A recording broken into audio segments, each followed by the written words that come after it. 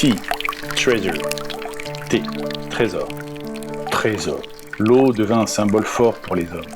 Utilisée lors des purifications, des initiations, puis des baptêmes, des ablutions. Ces eaux qui ont dilué le savoir et manqué de tuer l'homme sont au fil du temps devenues des enjeux économiques, religieux et stratégiques. L'eau, source de vie, mais aussi de mort. Un coffre-fort ouvert, révélant un intérieur inattendu. Pas d'or, pas de billets, mais des bouteilles d'eau. L'acier froid du coffre contraste avec la transparence limpide du liquide. L'éclairage à la fois latéral et doux accentue le silence étrange de la scène. Un silence où l'on devine l'urgence.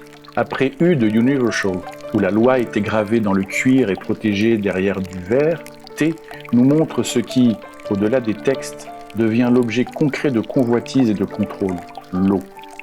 Ici, le trésor n'est plus une métaphore, il est vital, mesurable, stockable et surtout privatisable. Le coffre-fort agit comme un symbole transparent. Il protège du vol, mais il enferme aussi. Il affirme la valeur, mais réduit l'élément naturel à un bien marchand.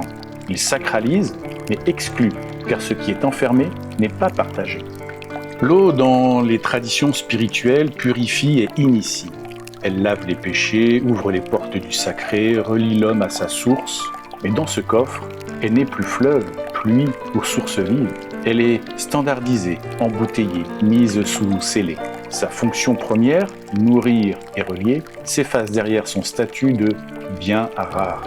T illustre un basculement dramatique. Ce qui était don de la nature devient produit de luxe. Ce qui était accessible à tous devient conditionné à la richesse et au pouvoir. Ce qui était fluide et libre devient figé, stocké, quantifié. L'image convoque aussi le mythe du déluge. L'eau y est à la fois destructrice et salvatrice.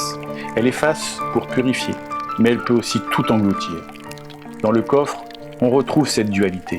Ces bouteilles pourraient sauver ou devenir l'arme ultime de contrôle. Dans la progression V-UT, on assiste à une réduction progressive du champ humain. V, c'est le savoir pluriel, organique, encore en contact avec la nature. U, c'est la codification, la fixation, la mise en loi. Avec T, on passe à l'extraction et à l'enfermement de la ressource, matérialisation du pouvoir. Ce trésor nous tend un miroir brutal. Qu'avons-nous décidé de protéger ? Nos valeurs ou ce qui nous permet de survivre ? Et si le coffre n'était pas symbole de sécurité, mais celui de notre propre enfermement ?